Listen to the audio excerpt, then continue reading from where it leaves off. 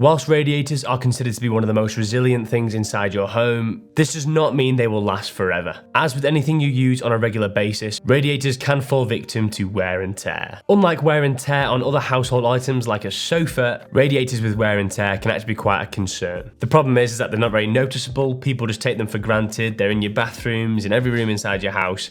You kind of walk past them and you don't even know they're working. The only time you notice them is when they're not working, which is probably why you're watching this video. In today's video, we'll hopefully cover when is the right time to replace your radiators and a few checks you can do across your home to see if you need to get a new one. In most cases, you can get a form of flush which will go through your system to clean out the inside of your radiators. This can save you the cost of buying a whole new radiator, as they often say when you replace one, you might as well replace all of them. Stay tuned for the video, leave a like if you found this useful, and comment below with any questions you have and I'll get round to them in the week. You can often tell when it's time to replace your old radiator by looking at your central heating. If you have loads of hot water, you can have showers and run a bath, no worries, but your heating inside your home feels rather cold, that means there's something wrong with your radiators and not your boiler. If it does feel rather cold in your property, yet your thermostat is set to the right temperature and you're trying to get the house warm, you should assess your radiators for potential issues. So, how often should you replace your radiators? There is no straight answers. Manufacturers deem radiators to last around 25 years, but when you buy a house that's 40, 50 years old, it most likely has the same radiators as when it was first built. However, when you move into that property and you notice a lack of heating, it might not necessarily be a boiler that needs replacing, and it could just be a few radiators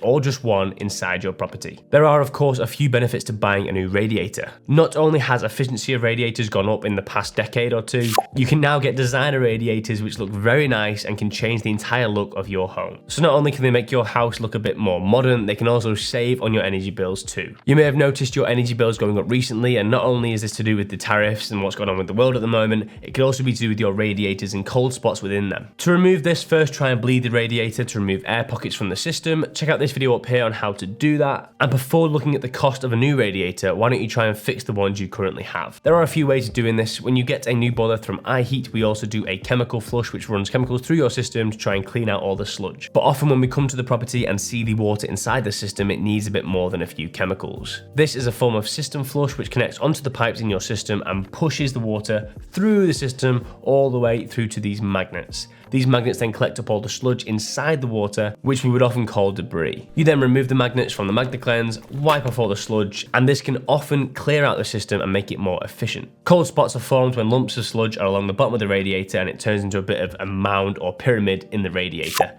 This means when you put your hand down in the middle of the radiator, it can be very cold, whilst the tops and the very edges can be nice and warm. This results in a much less efficient radiator as the whole radiator doesn't get heated up. If you ignore this step of trying to clear out the current system, when you put on a new radiator, the same thing will happen in a matter of years. Based on the prices of radiators to how much they are to install, I would definitely try a chemical flush, maybe even a Magna Cleanse system flush before going for a new radiator. As mentioned before, when you start replacing one, you'll start replacing another one, and oh, that doesn't match that side of the house, let's get another one in, and you're starting spending thousands of pounds on radiators, which after a few years can end up with the same sludge buildup across the radiator, causing inefficiency across your home. Overall, I would definitely look into the price of a new radiator, as you may be able to get some great deals on Victoria Plumbing or some similar kind of websites. Try and find an installer that's local to you that won't charge a fortune to get to you to install the radiator, and if the price isn't too high, then maybe go for it. However, at the same time, get a quote for a Magna Cleanse, see how much chemical flush would be,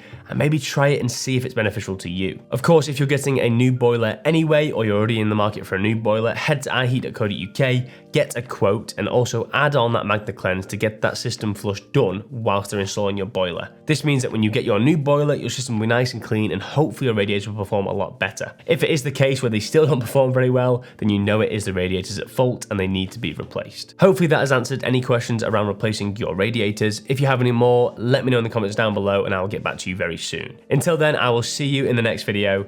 This has been iHeat.